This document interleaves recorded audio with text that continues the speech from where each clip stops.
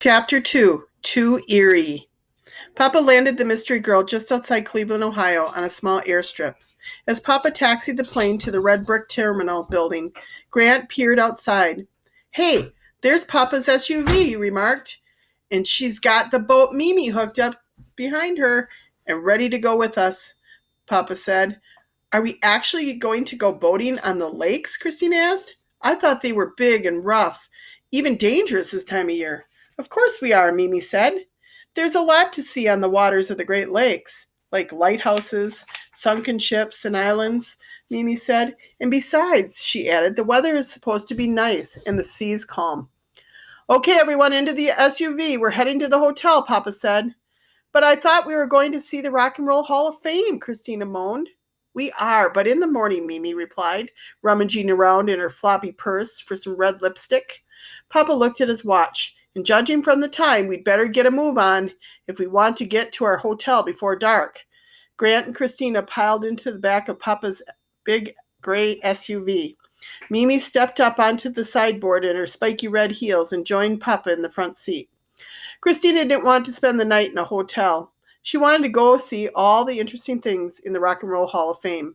She knew there would be guitars and wild and crazy clothes that the stars had worn, but most of all, Christina wanted to hear some music, specifically from her favorite bands, which were, well, all of them. Mimi was already busy at work making notes and cooking up her next mystifying plot. She pushed her gem-studded reading glasses up into her blonde hair. Christina kept trying to picture an island on a lake, but all she kept seeing in her mind were tiny patches of land that one person could barely stand on. It didn't seem quite right that there could be islands on a lake. Christina had visited many different islands with Mimi and Papa on their other trips, but those islands were in the ocean, not in a lake. Grant kept thinking about the mysterious text message on Christina's phone. He started worrying that some monster in the lake would eat them and the boat. As Papa drove around a bend in the road, they all caught their first glimpse of Lake Erie. The enormous expanse of water shimmered in the light afternoon sunlight. Christina gasped. The lake was huge and definitely not what she had pictured. "Papa, I thought you said this was a lake," she exclaimed. "It is a lake, Christina," Papa said. "But it looks like an ocean," Christina cried. "It sure is big," agreed Grant. "Lake Erie is one of the smaller of the Great Lakes," Mimi said. "Lake Ontario, where we just came from, is the smallest. Erie is the second smallest of the Great Lakes."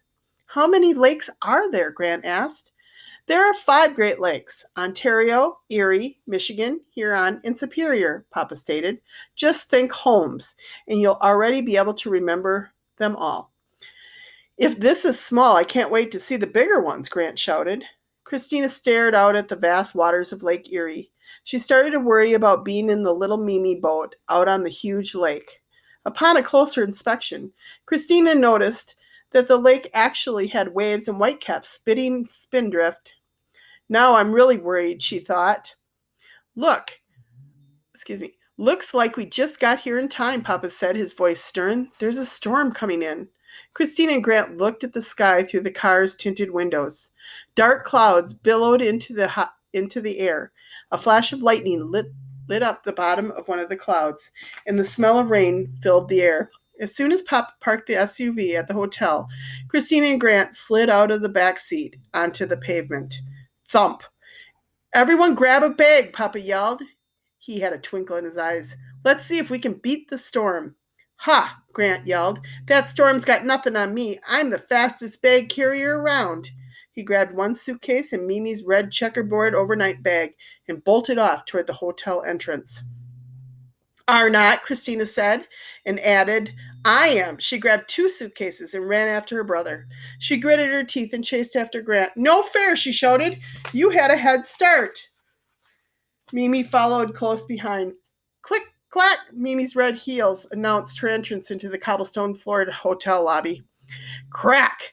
Just as they made it to the safety of the hotel awning, a lightning bolt struck the lake, causing a tremendous flash. "Whoa!" Grant said. "Just in time," Mimi added. "A little rain won't spoil the trip," Papa said. "We'll be out on the lake in the Mimi in no time flat. We'll ride those waves like a bucking bronco," he shouted. "Yee-haw!" Grant yelled and started galloping